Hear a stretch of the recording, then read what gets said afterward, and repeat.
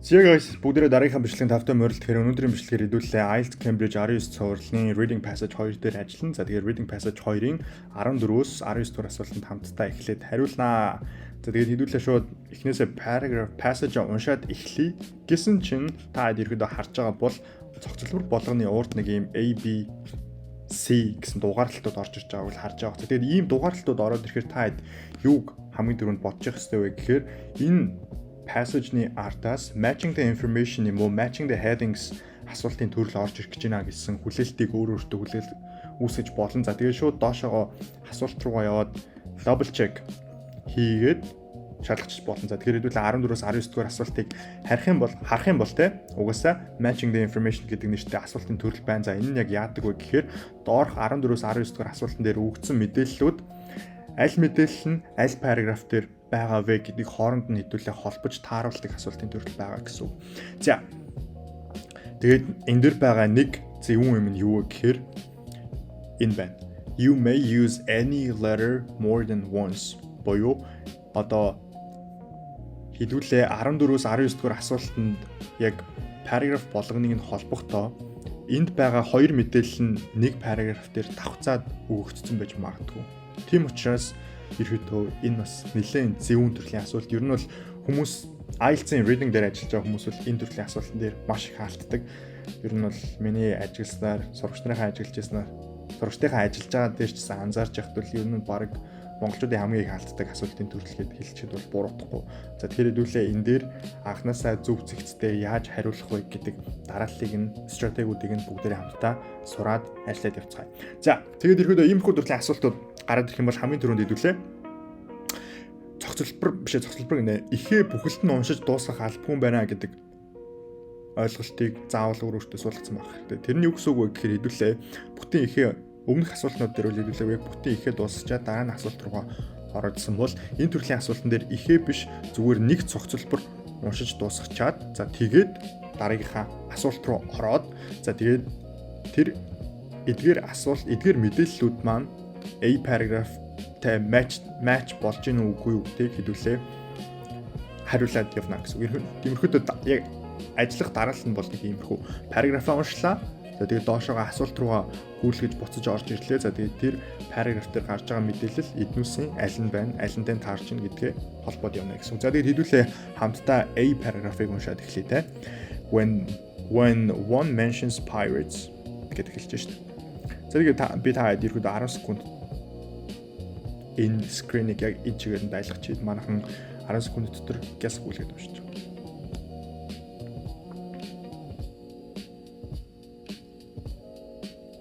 За окей. Ерөөдөө уншаад дууссан байх гэж найдаж байна. Гэтэ яг уншиж дуусаагүй байсан ч даа зүгээр бичлэгээ паузлж агаад уншаад дуусчих болно шүү дээ. Тэгэхээр хэдүүлээ асуулт руугаа орцгоё те. За асуулт руугаа орцгоё гэнэ. Зүгээр эхлээд A paragraph дээр ерөнхийдөө юу гарч байгаа талаар ерөнхий зураглал хэдүүлээ авъя. Ер нь хүн when one mentions pirates боёо одоо далайн дэрэмчдийг дурсангууд хүмүүсийн одоо толгоон дотор буудаг зураглал нь юу вэ гэхээр crew of misfits те ийм одоо ийм нийгмээс гажуудсан те нэг ийм нийгэмд ийм зохицохгүй ийм төрлийн crew бүлэг хүмүүс те daredevils ийм одоо ийм муу санаатай жүтгэрлэг ийм муу хүмүүс тийм адал явдал одоо ирэлхийлсэн ийм том хөлөг онгоцон дээр Карибын тэнгисийн том хөлөг онгоцон дээр суудсан байгаа хүмүүсээр ийм зураглал үүсдэгэ гэсэн өгүүлбэр орж ирж байна. За тэгээд энэ мэдээд ерөөдөө үргэлжлүүлэх юм бол ингээд далайн дэрэмжтэй гарал үүсэл за тэгээд Карибын тэнгисээр яаж ингэж одоо айдас хүйцийг төрүүлж исэн за мөн мэдээж ингээл янз бүрийн худалдааны хөлөг онгоцуудыг томдог, дээрэмддэг. За тий ерөөдөө ингээд иймэрхүү байсан. За тэгээд энэ нөхцөл байдал нь аль хүртэл үргэлжилсэн бэ гэхээр Ромын эзэнт гүрний ашиг сонирхолтой яг эсрэгцэж эхэлснээс хойш эхлээд ерөөдөө далайн дээрэмчдийг бол сүрч эхэлсэн. За тэгээд ерөөдөө Ромын эзэнт гүрэн бол далайн дээрэмчдийг eliminate хийсэн буюу устгасан байна шүү дээ.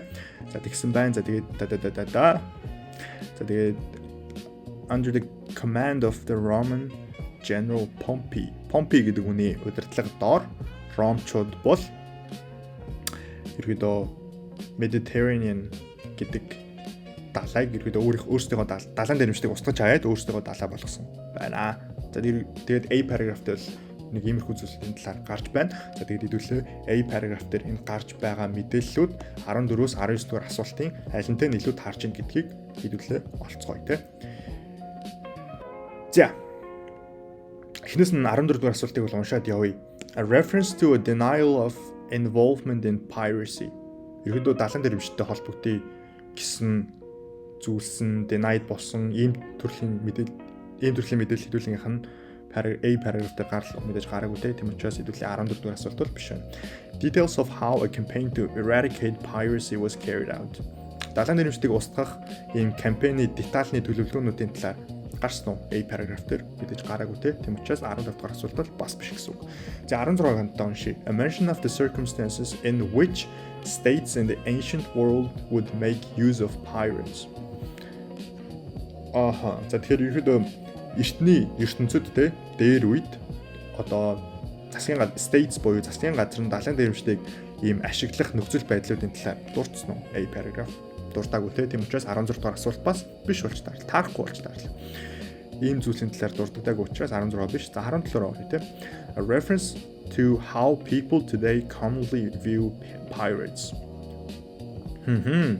Энэ бол харин гарсан те. Энэ бүр гарахтаа хэдүүлээ эргүүлээд параграф унших юм бол хамгийн эхний өгүүлбэр дээр гарсан. When one mentions pirates гэснээр шууд ихэд хүмүүсийн толгойд дээр ийм дүр зураглал буудгаа гэд хамгийн эхний өгүүлбэр дээр гарсан байна шүү дээ. Тэгэхээр хэдүүлгийнх нь 17 дугаар асуултын зөв хариулт нь бол A болж таарлаа. Тэгэхээр хэдүүлгийнх нь A paragraph 17 дугаар асуулттай match болж таарлаа. За тэгэхээр иймэрхүү байдлаар хэдүүлээд үргэлжлүүлээд хариулаад явна гэсэн үг. Ер нь бол энгийн одоо IELTS-ийн асуултанд хариулт хэдүүлээ яг асуултаа бүгдээр ингээд дараалалаар нь явдаг шүү дээ. 14 дугаар асуултанд хариуллаа, 15 дугаар асуултанд хариуллаа гэд явдаг бол хэдүүлээ харин энэ асуултын төрөлтөөр параграфаа уншичаад за тэгээд тэр параграф нь дараалал хамаарахгүйгээр 14-өөс 19 дугаар асуултын алинтай нь хоорондоо тохирч ийн гэдгээр нь ажиллаад явдаг гэсэн үг. За тэгээд A paragraph маань бол 17 дугаар асуулттай матчлаа. За тэгээд matching the information болон matching the headings төрлийн асуултууд нь юугаар ялгаатай вэ гэхээр matching the information буюу одоо энэ асуултын төрөл бол зөвхөн matching the information гэдэг төрлийн асуулт байгаа байхгүй. Тэгэхээр энэ нь бол яг хэдүүлээ параграфаа уншаад параграфын үндсэн агуулгыг үндсэн агуулга гэхээсээ илүүтэйгээр яг ийм тодорхой мэдээллүүдийг 14-өөс 19 дугаар асуултнууд дээр өгөгдсөн байгаа. Тэгээд яг тэр тодорхой мэдээлэл нь параграфын чинь аль хэсэг дээр дурддагдсан байж болно. Тэгэхээр тэр тийм учраас ер нь бол хэдүүлээ зүгээр яг гяс гүйлгэж уншаад яг үндсэн гол утга санааг нь ойлгохоос илүүтэйгээр одоо A paragraph уншаал окей гол утга нь ийм юм байна гэж ойлгочоод хэдүүлээ дараа нь асуултанд хариулахад бол хэцүү байхгүй. Тийм учраас хэдүүлээ яах ёстой вэ гэхээр ер нь зүгээр эхлээд үндсэн зураглалыг нь авчаад за тэгээд асуултаа уншаад хэдүүлээ бол ер нь 17 ер нь гарах иймэрхүү төрлийн мэдээлэл ер нь гарах шиг болсондоо гэж бодонгуудаа хэдүүлээ заавал дабл чек хийх буюу асуултынхаа хариултыг баталгаажуулахын тулд окей за яг энэ төрлийн мэдээлэл яг аль хэсэг дээр гарсан тэр өгүүлбэр нь аль нь байна гэж заавал баттгаж явах хэрэгтэй. За тэгээд саяны жишээн дээр бол хэдүүлгийнх нь баттгсан хэсэг бол энэ хамгийн ихний өгүүлбэр байлаа шүү дээ. Тэгэхээр энэ өгүүлбэр гарсан учраас хэдүүлээ 17 дугаар асуултан дээр A гэж хариулж байна гэж ойлгож болно. За тэгээд заавал яг аль өгүүлбэр гарч ирсэн алинтай нь матчлж гин гэж ерөөдөө яг заавал тэр холбоосыг өгүүлбэртэй хийх ёстой шүү.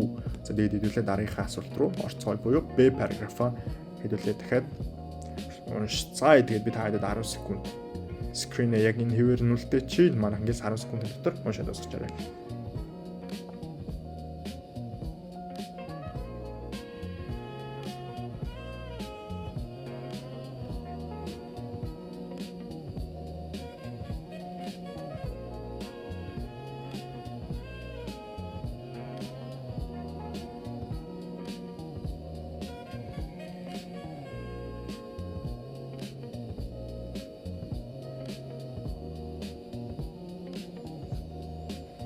Яг хэдүүлээ B paragraph-ыг уншаад ерөөдөө гол утга учрыг нь ойлгоцсон байх гэж найдаж байна. За тэгээд хэдүүлээ үргэлжлүүлээд асуултаа хараад явцгаая. За хэдүүлээ 14-өөс 16-г бол хамтдаа орчуулсан. 17 дээр бол A хариулт маань байсан. Тэгэхээр хэдүүлээ 18-аас уншаад эхлэе те.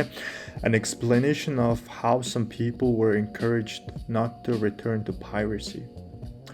Буцаж далайн дээр юм чинь болохгүй байх ийм тайлбар зүйлийн талаар ийм мэдээлэл хэдүүлээ би дээр гарсан уу гэвэл үгүй те. Тэгэхээр хэдүүлээ 18 биш байна. За 19-ыг унших юм бол a mention of the need for many sailing vessels to stay relatively close to land гэж шүү дээ. Ерөөдөө далад гарч байгаа усан онгоцнууд те ерөөдөө аль болох газартайгаа ойрхон явах хэрэгтэй гэсэн ийм мэдээлэл би параграф дээр гарч ирсэн үү гэвэл мэдээж иймэрхүү утгатай хэсэг гарч ирсэн. Гэхдээ хэдүүлээ яг хаана вэ гэдгийг нь санахгүй байгаа. Тэм учраас хэдүүлээ дахин баттгахын тулд яг энэ төрлийн мэдээлэл би параграф дээр хаана байна вэ гэдгийг олно. За тэгээд олсныхоо артаас хэдүүлээ итгэл төгс 19 дугаар асуултын хариулт нь бол би параграфын байна гэж хариулж чадна гэсэн үг тийм. За тэгээд хэдүүлээ энэ төрлийн мэдээлэл хаана байна вэ гэдгийг олцгоё.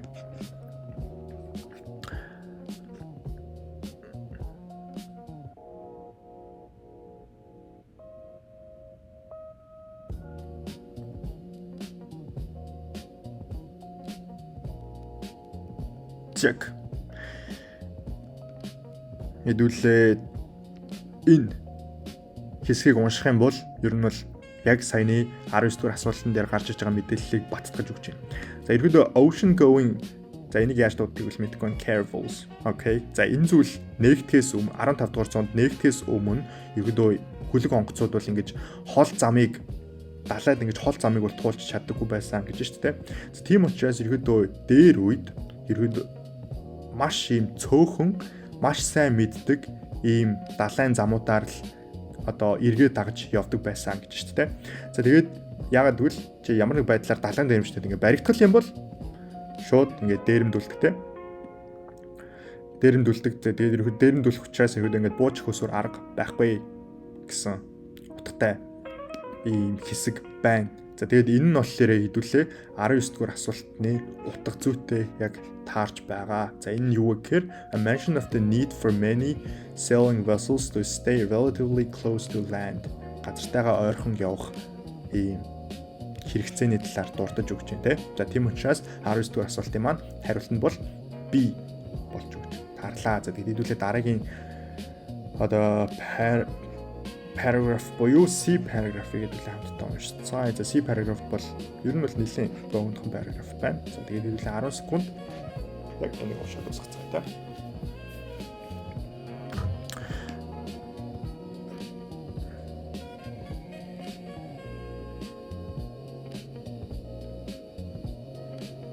Окей. За тэгээд та ерөөдөө уншаад дуусгасан байх гэж найдаж байна. За тэгээд C paragraph дээр гарч ирж байгаа мэдээлэл хаана байна вэ гэдэг хэдүүлээ дахиад 14-өөс 19 дугаар асуултаа уншаад олцгоё. За тэгээд та хэдүүлээ гадралж байгаа байх. Угсаа хэдүүлээ 14-өөс 19-ыг бүгдээрийг нь хамтдаа орчуулсан учраас C paragraph бол 16 дугаар асуулттай тохирч байгааг бол анзаарч байгаа байх. A mention of the circumstances in which states in the ancient world would make use of pirates. Тэгээд эрт дээр үед засгийн газрууд нь далан дэрэмчтэйгээ хамтрах нөхцөл байдлын талаар дурдж байна уу? Дурдж байгаа талаар 16 дугаар асуултыг орчуулах юм бол ингэж орчуулдаг нэ. За тэгээд 16 дугаар асуулт дээр яг яагаад V гэдгийг аль өгүүлбэрээс үүдэлтэйгээр 16-гийн C гэж хариулж болох вэ гэдгийг хэдүүлээ C paragraph дээр буцаж ирээд олцгоё те. За шууд ер нь хамгийн ихний өгүүлбэрийг уншаал таад энэ таслалаас өмнөх өгүүлбэрийг бол уншаал ойлгочихж байгаа байх те. Governments to resort to pirate service, especially during the wartime, employing their skills and numbers against their opponents. За би буруу дуудаад нөгөө юу? Хэдүүлээ нэг double check хийдэ. Opponents гэж аавнасан чи. Opponents. Sorry guys. За ямар ч сан мэдээж утга нь бол угаасаа ойлгомжтой те. Одоо дайн байлдааны үеэр засгийн газар нь бол мэдээж өрсөлдөгчийнхөө эсрэг далан дээрэмчдийн одоо хүний нөөцтэй тоо те мөн дээрэс нь одоо мэдээж далан дээрэмч айгу далаадаа бол ур чадвартай одоо сейл их ур чадвар скил бол өндөр байгаа ш. Тэгэхээр тэр ур чадвар болон хүний тоог нь ингэж өрсөлдөгчдийнхөө эсрэг ашиглахын тулд засгийн газар бол далан дээрэмчтэй хамтардаг далан дээрэмчдийн үйлчлэл явдаг байсан гэсэн утгатай өгүүлбэр орж ирж байна. Тэгээд энэ дээр ийм өгүүлбэр өгөгдсөн байгаа учраас хэдүүлээ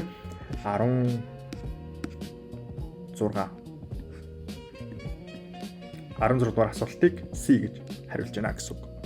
За тэгээд хэдүүлээ 16, 17, 19 дээр хариулчлаа. Одоо тэгэхээр үлдсэн нь 14, 15, 18 гэсэн үг. За тэгээд эдгээр асуултууд маань аль параграф дээр гарч нэгдгийг үргэлжлүүлээд уншаад явцгаая. За D. За энийг та дахиад 10 секунд уншчих. 10 секунд уншиж амжихгүй байгаа бол мэдээж бичлэгээ паузлж аваад уншин дээ.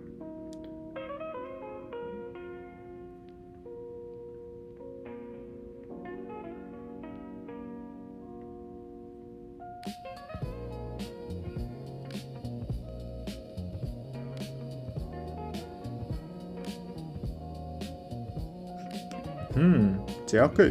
D параграф хэдүүлээ уншаад дуусгачлаа. За тэгээд энэ мэдээлэл D параграф дээр гарч ирж байгаа эдгээр 14-өөс 19 дугаар асуултын аль мэдээлэл нь D параграф дээр гарч ирж байгаа вэ гэдгийг хэдүүлээ олцгоё. За мэдээж 16, 18, 19 биш 16. Хэдүүлээсээ 16-ыг хариулсан.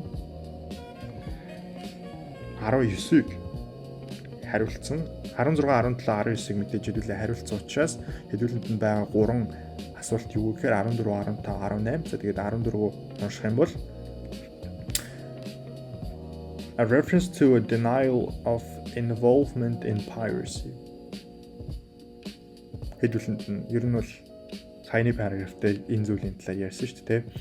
Далайн дээрэмчинтэй холбогдё involvement буюу орооцолтё холбогдё гисэн нь ингээд denied болсон буюу denied гэж монголоор одоо юу юм бэ?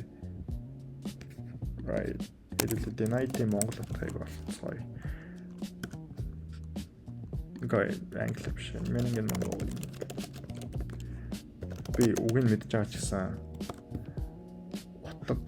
утгыг нь монголоор хэлэхээр орж ирэхгүй байх юм. Саад дортор оруулах биш ээ. За guys зүгээр deny гэдэг явчих. Монголоор надад үг нь үнэхээр татгалзах үгүйсгэх няцаах. Няцаагцсан.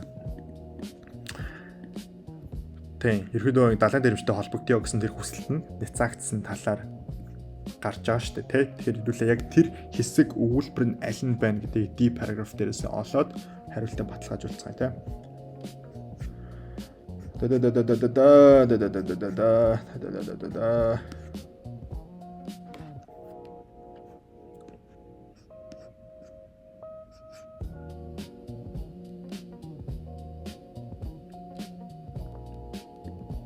За сүүлийн өгүүлбэр.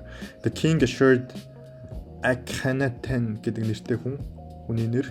The king assured he was prepared to punish any of his subjects involved in piracy. Боёо одоо ерөөдөө ийм хоёр загтал илгээжсэн зүйлсүүдийн талаар ингээд танд гарч байгаа шүү дээ. Ерөөдөө тухайн үед бол хоёр том алдартай далайн дээрвчний групп байсан Luca болон Sheridan гэдэг хоёр нэртэй хүн. За тэгээд гिचэд ерөөдөө ингээд ийм загталтаа King of Alasia rejected Akhenaten's claims of connections with Luca. The king assured ерөөдөө таад уусаа уншаад ойлгочих жоомох надаар орчуулдаг. Би бас яг орчуулад явах гэхээр хэл ламбар яагаад тах юм. Оролцолтод тах юм. Нэг монголоор ярил, нэг англиар ярил, нэг монголоор ярил, нэг англиар ярил.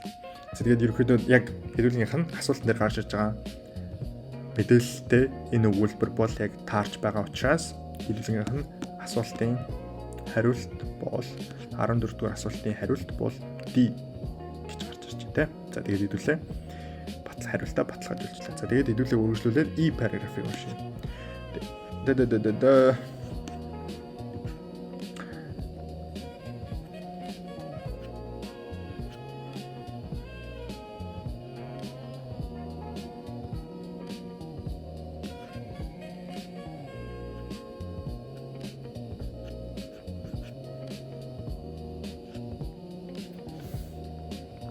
За тэгээд ерөөдөө Грек, Египт хоёрын далайн дээрэмчт рүү одоо чиглэсэн бодлого нь ерөөдөө ямар өөр байсан талаар ер нь E параграф бүхэлдээ гарч ирж байна те.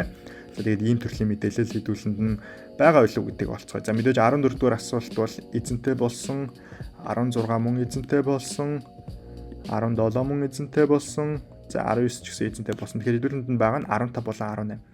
Тэгэхээр 15 болон 18 хоёрыг уншингууд хэдүүлээ E paragraph дээр ер нь бол энэ хоёр мэдээллийн аль нь ч гарч ирээгүй байгаа. Тийм учраас хэдүүлээ E paragraph-тэй тохирох асуулт энэ ч байхгүй байна гэсэн үг. За тийм учраас хэдүүлээ зүгээр шүү дараагийнхаа paragraph-ыг уншаад эхэлнэ гэсэн үг. За одоо F paragraph-ыг уншъя те.